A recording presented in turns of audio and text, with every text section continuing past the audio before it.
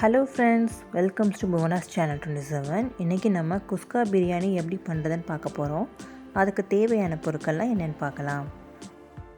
குக்கரில் 2 table spoon அளவுக்கு cooking oil சேர்த்துக்கிறேன். அது கூடவே 1 டேபிள் ஸ்பூன் அளவுக்கு நெய் சேர்த்துக்கிறேன்.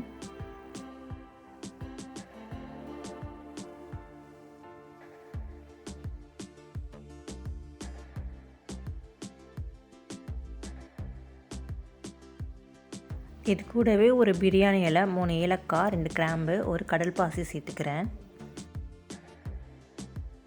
நீளமாக கீரைனா 2 பச்சை மிளகா, இஞ்சி பூண்டு அரைத்து விழுது 1 டேபிள் ஸ்பூன் சேர்த்துக்கிறேன். இதை ஒரு 1 நிமிஷத்துக்கு நல்லா வதக்கி விட்டுக்கோங்க.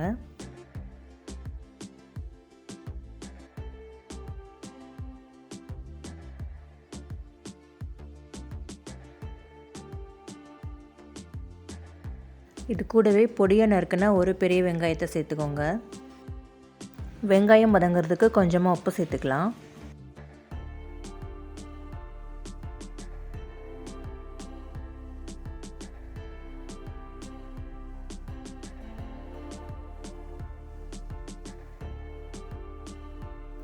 வெங்காயம் நல்லா வதங்கிருச்சு. இது கூடவே நம்ம பொடியாக நறுக்கின ஒரு பெரிய வெங்காயத்தை சேர்த்துக்கிறேன்.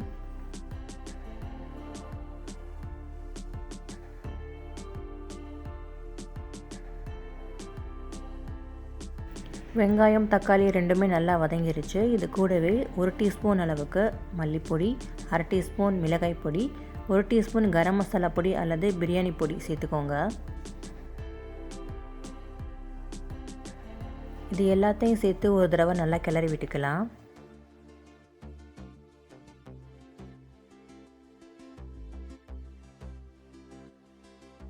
இன்றைக்கி நான் 1 டம்ளர் பாஸ்மதி அரிசி எடுத்து கழுவிட்டு ஒரு 10 நிமிஷம் வரைக்கும் ஊற வச்சுருக்கேன். இப்போ ஊற வச்ச பாஸ்மதி அரிசியை நம்ம சேர்த்துடலாம்.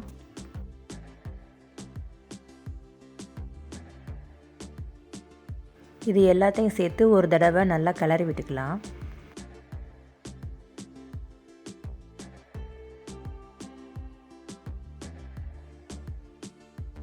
எந்த கப்பில் நம்ம ரைஸ் எடுத்துருக்கோமோ அதே கப்பில் 1/2 கப் அளவுக்கு தண்ணி சேர்த்துக்கோங்க. பாஸ்மதி அரிசிக்கு 1க்கு 1/2 கப் அளவுக்கு தான் நம்ம தண்ணி சேர்க்கணும். அதுக்கு மேலே சேர்த்தோன்னா குழஞ்சிரும்.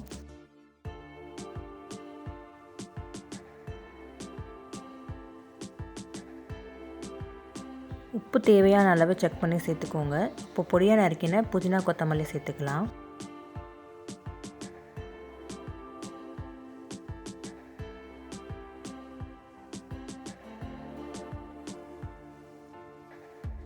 குக்கர் மூடி 2 விசில் வச்சுக்கோங்க.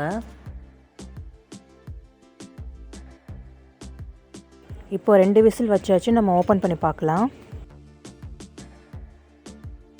நம்முடைய குஸ்கா பிரியாணி இப்போ ரொம்பவே சூப்பராக ரெடி ஆயிடுச்சு. ரொம்ப குழஞ்சிடாமல் கரெக்டான பதத்தில் வெந்திருக்கு.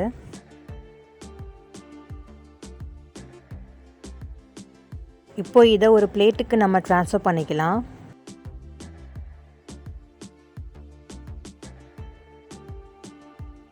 ரொம்ப ஈஸியாக குஸ்கா பிரியாணி எப்படி பண்ணுறது அப்படின்னு இந்த வீடியோவில் பார்த்தோம். இந்த வீடியோ உங்களுக்கு பிடிச்சிருந்தா மறக்காமல் நம்ம சேனலை சப்ஸ்கிரைப் பண்ணிக்கோங்க. அண்ட் உங்கள் ஃப்ரெண்ட்ஸ் அண்ட் ஃபேமிலி எல்லாருக்கும் ஷேர் பண்ணுங்கள். தேங்க்ஸ் ஃபார் வாட்சிங்.